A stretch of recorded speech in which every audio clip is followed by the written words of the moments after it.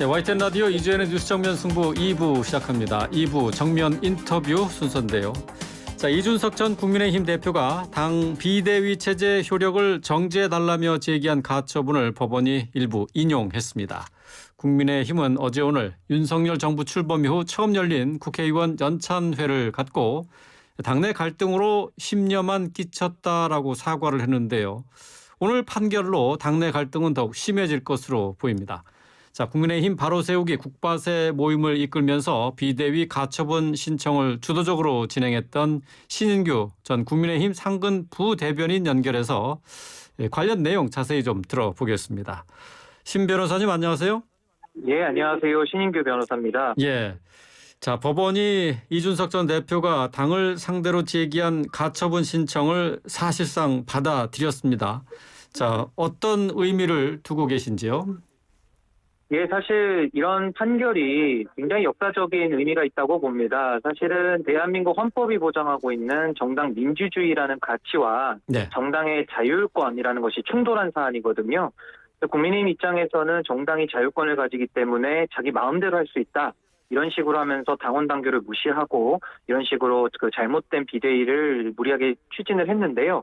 이번 법원의 결정을 통해서 정당이 민주적으로 운영돼야 하고 정당 내의 민주주의가 끝까지 지켜져야 된다라는 대원칙을 확인받았다라는 의미에서 저는 매우 큰 의미가 있다 이렇게 평가하고 있습니다. 예.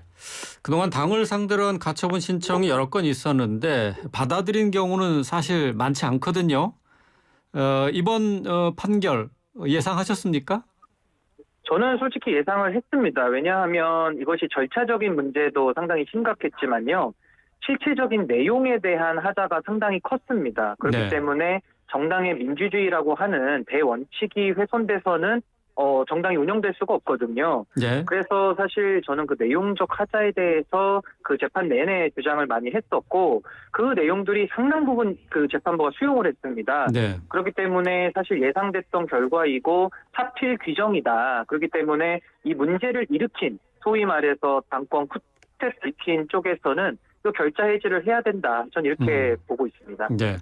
이준석 대표와는 별도로 국바세 회원들도 가처분 신청을 냈는데요. 국바세 회원들의 오늘 판결과 관련한 반응 어떻게 나오고 있습니까? 예, 회원들의 반응도 저와 비슷할 겁니다. 저도 네. 제 심경을 페이스북에 밝혔습니다만은 상당히 좀 울컥한 마음도 좀 들었고요. 대한민국이 아무리 그 의회에서 또 정당에서 반민주적인 폭거를 하더라도 대한민국 사법부가 살아있고 법관의 양심이 살아있기 때문에 네. 우리의 민주주의의 그 위대한 결과가 유지된다 저는 이렇게 보고요. 그래서 우리 회원들도 사실 같은 마음으로 이 결과를 지켜봤을 겁니다.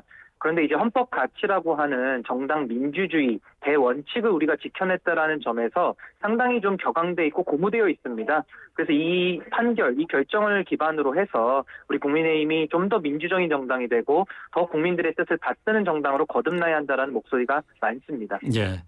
오늘 판결문 내용을 좀 살펴보도록 하겠습니다. 이 절차상의 문제를 재판부에서도 지적을 했는데 전국위원회 의결 중에 비대위원장 결의 부분이 무효에 해당한다고 봤습니다. 신인규 부대변인이 이제 변호사이기도 하시니까 좀 이 부분을 좀 설명을 해 주시죠. 일단 제가 그 대원칙을 설명드리면요. 절차 하자랑 내용 하자가 있는데요. 네. 사실 절차 하자로만 판결문 쓰면은 쓰기가 쉽습니다. 왜냐하면 너무나도 명확하기 때문이죠.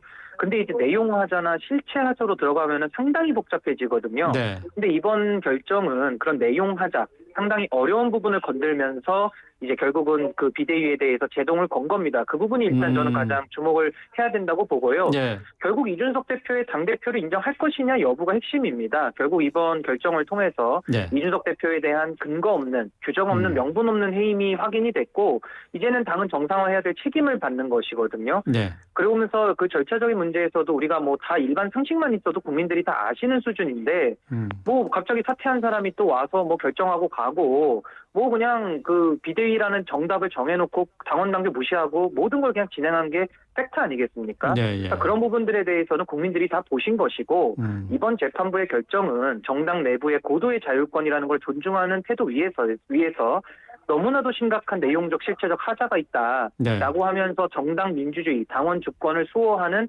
역사적인 판결이다. 전 이렇게 봅니다.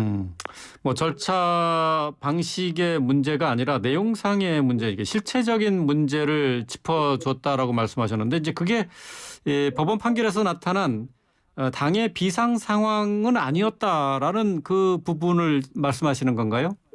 그러니까 아무래도 주호영 비대위원장이 판사 출신 아니겠습니까? 네. 그러니까 아무래도 좀 법을 좀 아시기 때문에 절차 문제로만 나오기를 좀 바라셨던 것 같아요. 그래서 절차 문제만 나오면 우리들은 절차만 보완해서 또 진행하겠다. 네. 이런 식으로 입장을 여러 차례 밝히셨고, 뭐 김기현 의원님이나 나경원 전 의원 같은 경우도 판사 출신이신데 뭐 기각된다라는 식으로 근거 없이 주장을 많이 해오셨거든요. 네. 근데 이번 재판부의 판단은 정당의 자유권이라는 범위를 너무 넘어섰다.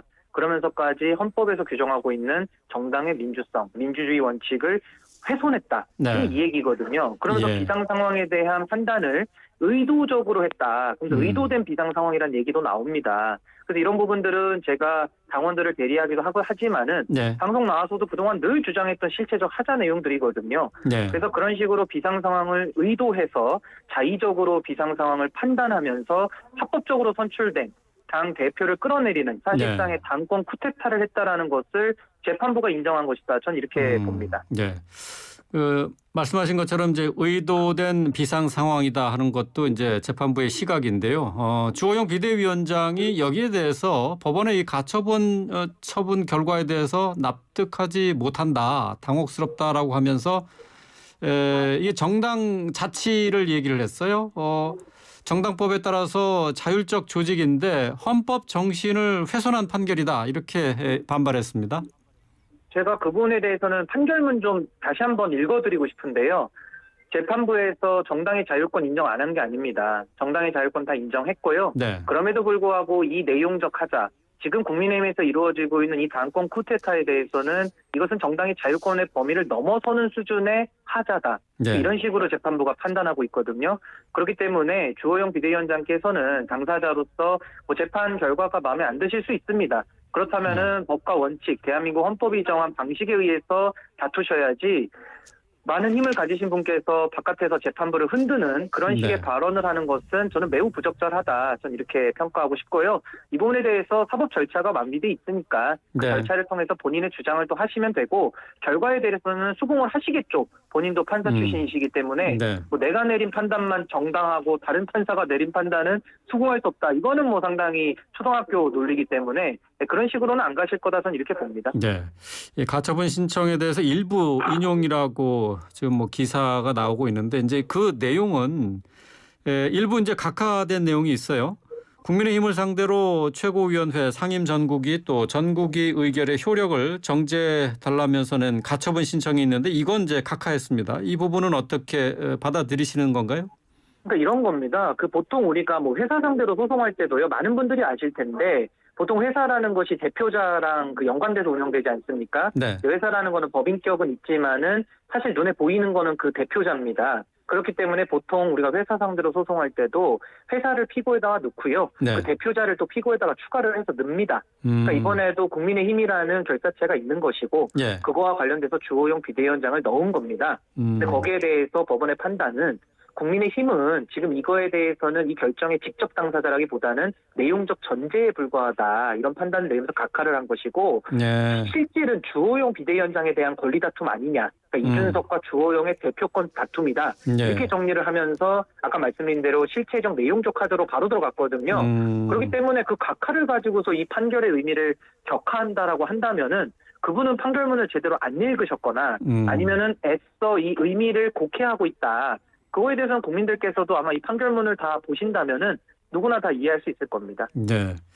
그러니까 결국 뭐 이 각하 내용은 형식적인 것이지 실질적으로는 뭐 다 인용을 해줬다, 이렇게 봐야 된다는 말씀이네요. 이건 객관적으로 봐도 절차적 하자를 넘어서 내용적 하자를 법원이 다 인정을 한 마당에 예. 헌법 규범까지 다 동원했거든요. 그럼 이거 사실상 이준석 대표의 완승이고 국민의힘과 주호영 대표의 완패인데 예. 그걸 가지고서 또 각하를 가지고서 판결의 의미를 채색시킨다는 것은 사실 좀 부끄럽습니다. 근데 법률가들에게 상담을 받는다면은 네. 그런 평가를 아마 못 하실 겁니다. 아, 그렇군요.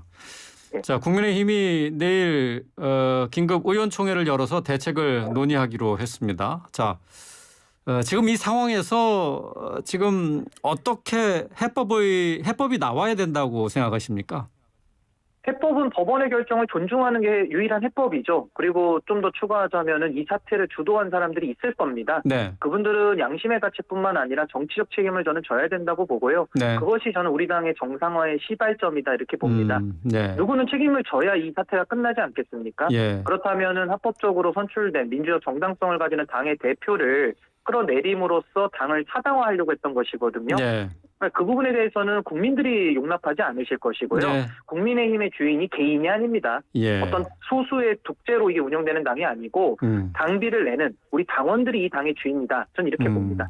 이번 판결에 대해서 당 지도부가 책임을 져야 된다 그런 말씀이신데 구체적으로 책임을 져야 될 사람은 누구라고 보시는 건가요? 일단은 권성동 원내대표께서는 이 사태에 가장 주된 책임을 가지신 걸로 평가를 받으니까요. 네. 거기에 합당한 책임을 지시면 될 것이고 지금 수면 위에 드러나지는 않습니다만은 장제원 의원이 당내 영향력이 꽤 크신 걸로 알고 있어요. 네. 또 그분들에 대해서는 그분들이 또 합의를 하셔야겠죠. 내부에서 이 밖에서 보이는 것과 내부적인 건 다르지 않습니까? 네. 또 자기들끼리 좀 얘기를 나눠서 결국은 이 사태에 누가 가장 책임이 있다라고 답이 나올 겁니다. 예. 그럼 그분이 저는 정치적 책임을 지고 저는 정말 이런 제 가처분이라는 초유의 사태 속에서 법원에서 이 잘못이 인정됐다 그러면은 네. 저는 그분은 정치인으로서의 기본 자격이 없다 저는 이렇게 봅니다. 네. 내일 이 의총에 앞서서 국민의힘은 법원의 이 가처분 결정에 대해서 이의 신청하기로 했습니다. 이의 신청 절차 거치게 되면 또 판결 내용이 좀 달라질 수 있는 건가요? 어떻습니까? 마치 이준석 대표가 가처분을 할 때 많은 분들이 그 권리 왜 행사하냐라면서 막 나무라하셨거든요. 저는 그 논리를 그분들에게 그대로 돌려드릴 수도 있어요. 그렇지만은 본인들의 권리이기 때문에 상급 법원에 이의를 하겠다라는 것은 저는 충분히 존중받을 수 있다고 생각을 하고요. 네. 또 역시 재판부가 법과 양심에 따라서 저는 국민들의 상식을 지켜주는 판단을 할 것이다 이렇게 기대하고 있습니다. 네.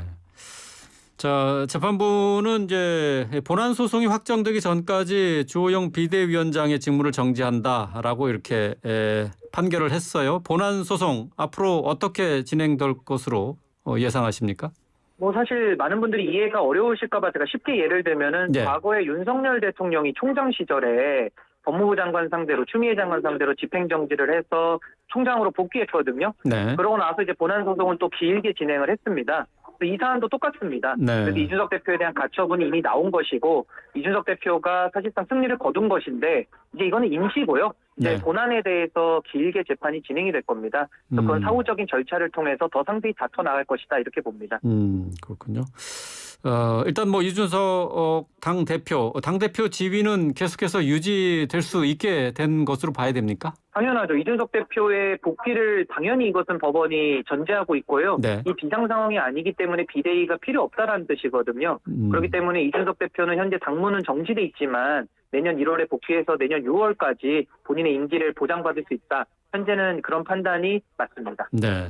자, 가처분 신청의 법원 판결로 국민의힘이 진짜 비상 상황이 된 게 아닌가 싶은데요. 자, 지금 이 당 내용 어떻게 정리돼야 한다고 생각하십니까? 저는 결자 해지라는 말로써 문제를 풀 수밖에 없다고 봅니다. 모든 네. 것이 사필 규정이거든요. 잘못한 사람은 잘못에 대한 책임을 지는 것이고 억울한 사람은 그 억울함을 푸는 거가 정치 아니겠습니까? 네. 지금 이 상황에서 국민들이 보고 계시는데요.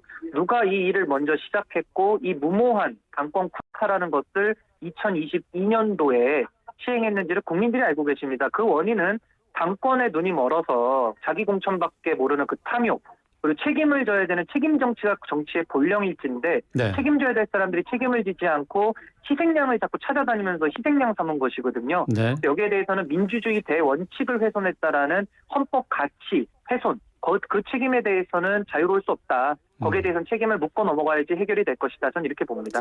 예, 알겠습니다. 오늘 말씀 여기까지 듣겠습니다. 고맙습니다. 네, 감사합니다. 네, 전 국민의힘 상근 부대변인이죠. 신인규 변호사와 함께했습니다.